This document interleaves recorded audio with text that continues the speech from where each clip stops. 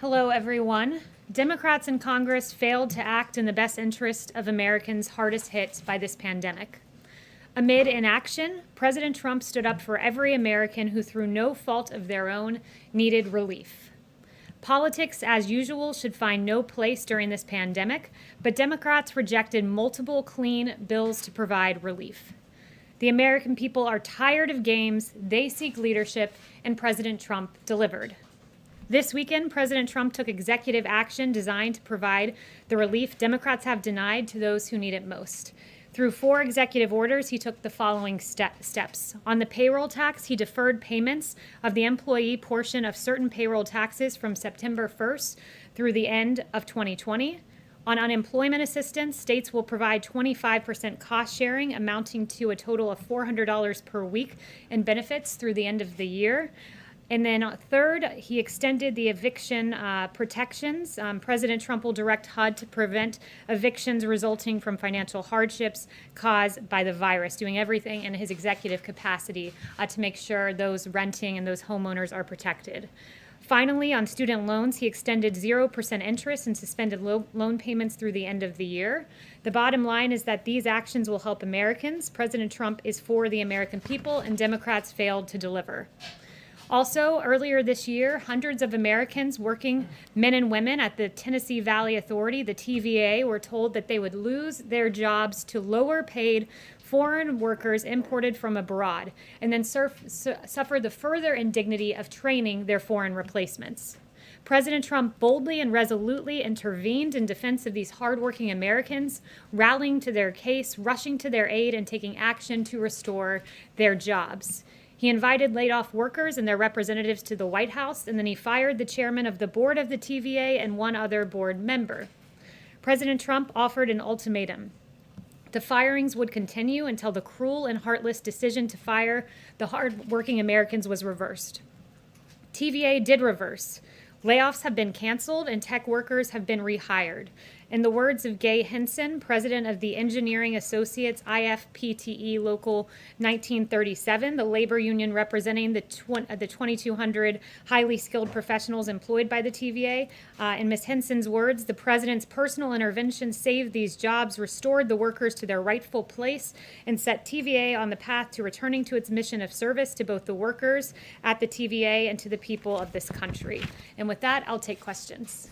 Yes. Kayleigh, thank you. Starting right there with the president's actions over the weekend, how quickly can Americans expect to see that extra $400 of unemployment insurance? So we hope to see it quickly and close to immediately. I don't have an exact readout for you on time, but a lot of this will depend on states and them applying, because as you know, it's 75% federal government covering and 25% the states, and they can use CARES funding or even existing unemployment funds for that $100, but it will require an application process. And given that part of it is up to the states and the application process, is it possible that there will be a delay and that some individuals won't see this relief at all? We will be working around the clock to make sure there's not a delay, but any delay that does exist, it's important to note where that delay and the responsibility rests. And it's with Nancy Pelosi and Chuck Schumer, who they were offered a clean extension, not of $400 of unemployment benefits, but $600, and it was roundly rejected by Democrats. So this president stood up for the American worker at a time when Democrats refused to do so. And just to be very clear,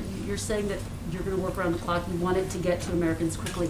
Are we talking weeks? Are we talking a month? Can you pinpoint the timeline? I can't pinpoint a timeline other than we'll be working around the clock, and we encourage Democrats on the Hill to come back. Secretary Mnuchin has said he's willing to review any proposal because the American people deserve better than the games and the partisanship they've seen from Nancy Pelosi, Chuck Schumer, and their Democrat colleagues. Ben. Thanks, Kayleigh. 2 questions. Just to follow up on what Kristen was asking, is there a mechanism by which the federal government can provide the $300 immediately, even if states don't provide the $100?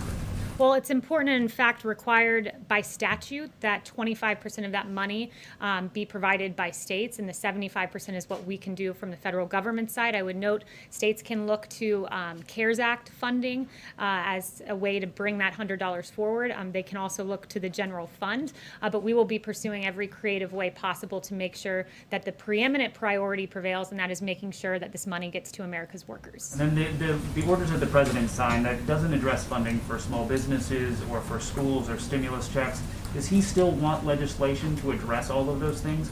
And is he willing to negotiate with Democrats? He absolutely would love to see both of those things. School funding is very important, and he's been for second round of direct payments.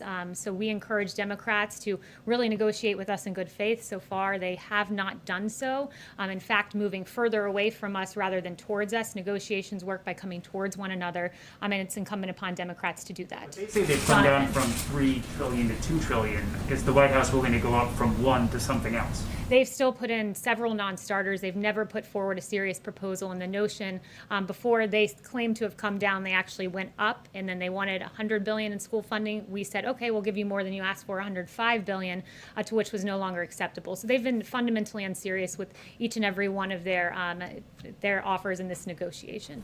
Yes. Thank you. A number of Democrats, but also Republican Senator Ben Sasse, have suggested these executive actions are unconstitutional. Can you walk us through what the White House is using as a legal rationale for the president to step in here, and would you be able to share the legal opinions? Yes, I absolutely can do that. First, I would note that what we are doing is entirely within the executive capacity of the president. On student loans, Section 2A, 2 subsection A of the Higher Education Relief Opportunities for Student Acts of 2003, which is 20 USC 1098BB, authorizes the Secretary to waive or modify provisions of student financial assistance programs to ensure that individuals who have been affected by the national emergency are not worse off financially. There's another statute for that one, Section 432 of the Higher Education Act of 1965, which gives broad authority to the Secretary. On unemployment, the Stafford Act, 42 USC 5174, says the president, after a state applies for it, can provide assistance to people who have been adversely affected by a major disaster. These are often known as other needs assistance, or ONA. On payroll tax authority, 26 USC 7508A plainly authorizes the Treasury Secretary to provide any taxpayer that has been affected by a federally declared disaster with an extension of up to a year. This was used before when the Secretary extended the individual filing deadline for 2019 taxes from April to July. And finally, for evictions, the authority would be suggesting that HHS and HUD consider whatever legal authorities they have to protect Americans. And also, the president merely instructed in that EO that we should do everything within the lawful capacity of the executive branch to protect Americans from evictions. Yes, Kayleigh, on China, is the administration planning to respond to the new sanctions that China announced this morning on several lawmakers and other people in the United States? So I won't get ahead of the president on any actions, but we are certainly aware of the announced sanctions. And instead of taking meaningful actions, such as immediately repealing the national security law and stopping the systematic repression of Uyghurs, the Chinese Communist Party opted to respond with this symbolic and ineffectual action. And a growing number of nations around the globe are demanding real action from Beijing. The ball is in the Chinese Communist Party's court. This president has stood strongly against China, and he'll continue to do so. Is there any discussion, Kayleigh, of delisting Chinese companies on the U.S. Stock Exchange? Again, I won't get ahead of the president on any official announcements. Yes. Thank you. The president said over the weekend that he had heard from Democrats about wanting to restart these negotiations. Who exactly did he hear from? And then also his tweet this morning regarding, he said that he had his, he said that Leader Schumer and Speaker Pelosi had his number in regarding negotiations. Does that mean he is going to play a larger role in this process going forward, or is it still going to be Secretary Mnuchin and the Chief of Staff? Well, they speak on the president's behalf. He's been actively engaged in the negotiations and working closely with Secretary Mnuchin and the Chief of Staff. Democrats should come to the table. Their immediate statement in the aftermath of the president issuing these EOs says that they would like to meet halfway, but those are empty words from Democrats that they'd like to meet halfway, because so far they've just gone in the other direction. So did anybody reach out to him? I'm not going to go through the president's call logs, but you guys can ask him later today if you'd like. He'll have a press briefing at about 5:30. Jeff. Thank you, Kayleigh. Secretary Pompeo has raised the issue of Russian bounties on U.S. soldiers in Afghanistan with his counterpart. Does that mean that the administration now considers the intelligence on this secure or clear? And if so, does the president plan to raise it with President Putin? Yeah, so on the part about Secretary Pompeo, I'd refer you to the State Department. That was a New York Times story. So in terms of his personal conversations, I would refer you there. But on the part of the president, this was unverified, not conclusory as the New York Times initially reported. The president will always act in the interest of our troops and look no further than the killing of Soleimani and al-Baghdadi, which brought vindication to hundreds of U.S. servicemen and women who lost their lives overseas. Just to be Yes. clear, does that mean that that Pompeo did not raise this? Does that mean that I would refer you to the State Department. But are the two sides seeing seeing the intelligence as different here and the State Department? Again, you're asking me to verify reporting that would be in the realm of the State Department, but rest assured this president will always act in the best interests of our troops. Yes. Thanks, Kayleigh. Back on the executive orders the president signed this weekend, as a candidate, Donald Trump criticized fairly sharply Barack Obama's use of executive orders and faulting him for failing to reach deals with members of Congress. How were the president's actions this weekend any different from President Obama's? They're a lot different when you consider the fact that President Barack Obama utilized executive order to push forward a policy that he denied he had the right to push forward 23 times on DAPA and on DACA. He said at least 23 times, I don't have the power to do this, and then he went on to do just that. I've already listed out and enumerated the various legal authorities on the part of the president, and in terms of deal making, I would note that the CARES Act was landmark legislation, at really the height of this pandemic, that brought relief to the American people, and that was negotiated within 1 week from first drafting to enactment. And by comparison, if we want to go back to President Obama, the American Recovery Act during the Great Recession took roughly 3 months from inception to enactment as law under single-party control. This president managed to push the CARES Act through divided government, a very big accomplishment on the part of the president. Yes. Kayleigh, the deal that the president announced late last month with Kodak to make new drugs in the United States is apparently on hold now amid allegations of insider trading.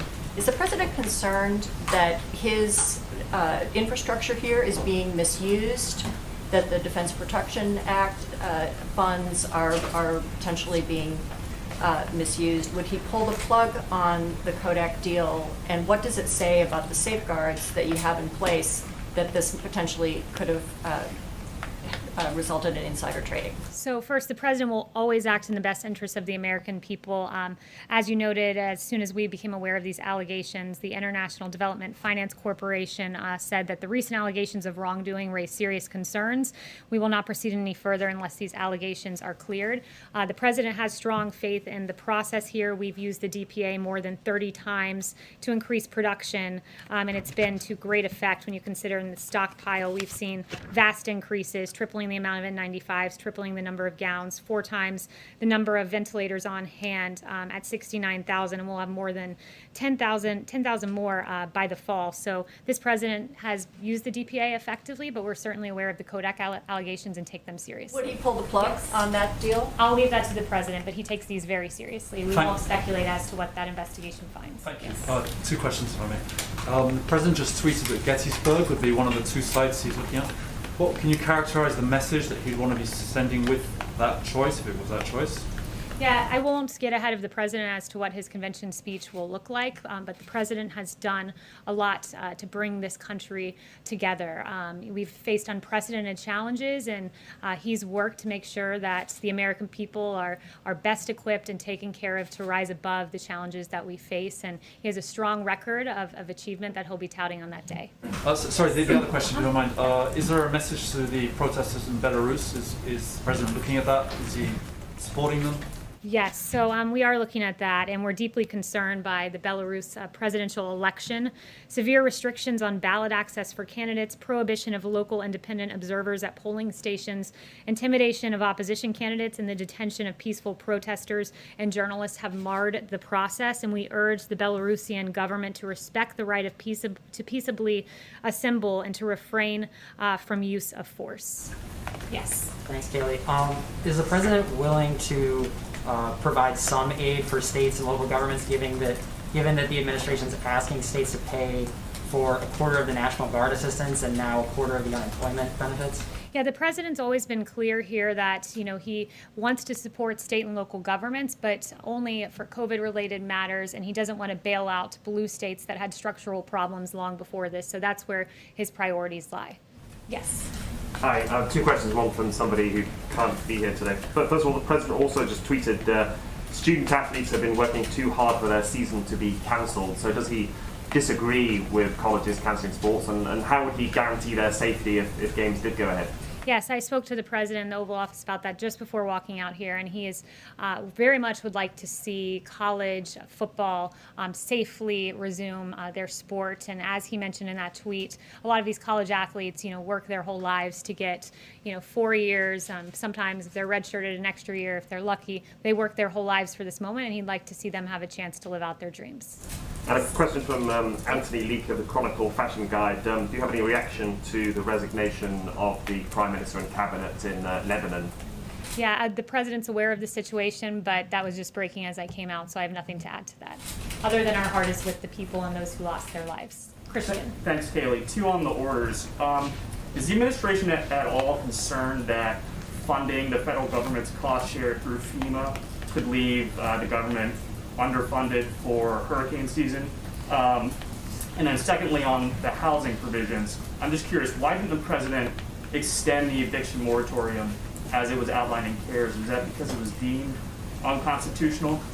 So on evictions, I would note that the president took 4 strong actions here. And again, the eviction moratorium there was a temporary moratorium put in place by the CARES Act. So the president did what he can within his executive capacity, and it was 4-part, taking all lawful measures to prevent residential evictions. Number 2, instructing HHS and CDC to take measures to temporarily prohibit residential evictions. On HUD, prioritizing federal fundings that can be used as financial assistance to struggling renters and homeowners, and also HUD working with its grantees and partners to ensure that homeowners are not forced out. And with regard to HHS, as they explore their executive authority here, 42 U.S.C. 264A authorizes the Surgeon General in consultation with the Secretary to make and enforce such regulations as is in his judgment that are necessary to prevent the introduction, transmission, or spread of communicable diseases. So it will be within HHS's purview to determine whether COVID meets those standards, and it could go a long way in helping Americans who face eviction. And your second question? It was about FEMA. Is there a concern that, pulling from the disaster funds could leave them underprepared for the rest of, the worst part of hurricane season coming? Yeah, so there is that snapback provision that if FEMA does get below a certain level, that money will snap back. So that is certainly a concern, and we'll make sure that 2 things happen, that Americans get paid, but also that there's enough funding there to safely go through hurricane season. Yes, thank you, Kayleigh, very much. 2 questions. What would you like the White House would like to see happening in Lebanon right now, next? And this weekend, the U.S. reached 5 million coronavirus cases, and Brazil 100,000 deaths. As healthcare experts compares the response from both governments. What went wrong here and there?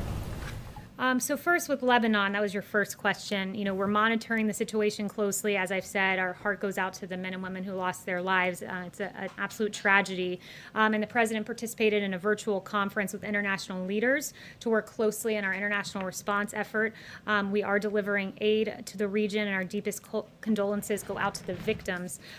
With regard to the U.S. response to the coronavirus, we've done more testing than any country in the world. And we do identify more cases. We do have, after all, the most testing, as the president has noted.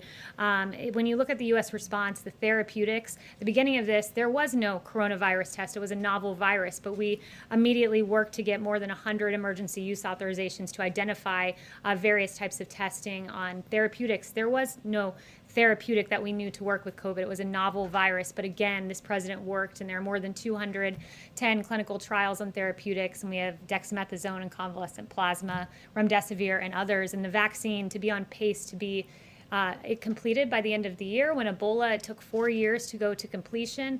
This president is securing a vaccine at the fastest rate ever for a novel pathogen. So this president has a really historic coronavirus relief response that we're happy to talk about. Comparisons between Brazil and the U.S.? Thank you, Kayleigh. So going back to his question on HHS and executive order, is there no real solution then for people who may be facing eviction by the end of this month or early September?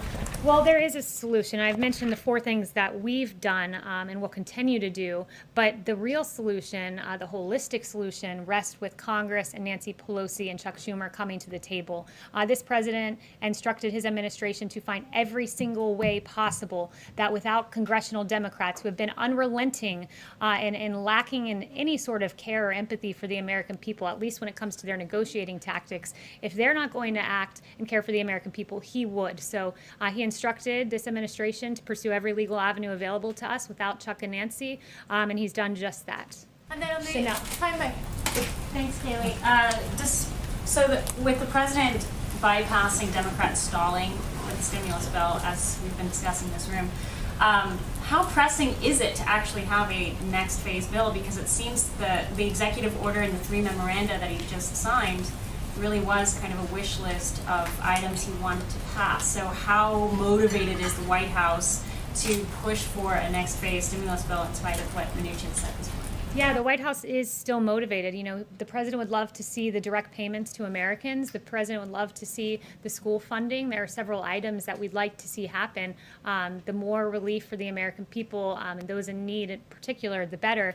But this president, you know, has taken action to alleviate some of that burden. But make no mistake, there's still much more that we'd like to accomplish. But that includes having willing negotiating partners in Congress. And so far, we have none in the Democrat Party, it seems.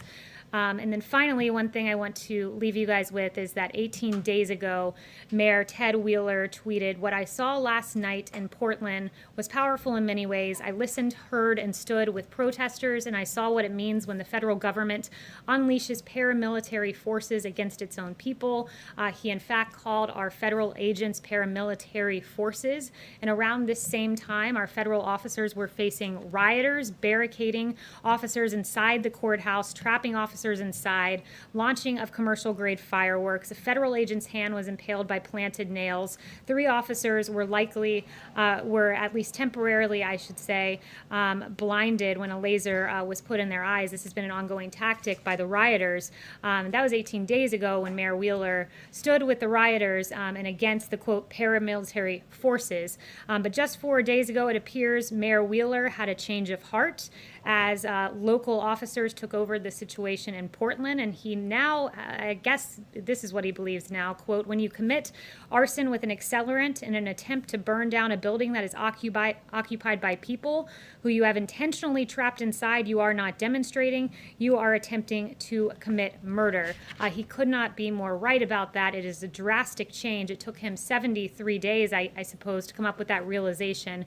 And what we're seeing in Portland with 6 nights in a row, riots being declared. On Wednesday, you had some of these rioters shining lasers in officers' eyes, disable security cameras, broke windows, used boards to barricade the doors, and start a fire with 20 sworn officers and civilian employees inside. This is unacceptable, and it is encouraging to see that the liberal mayor of Portland finally seems to realize that. Thank you, everyone.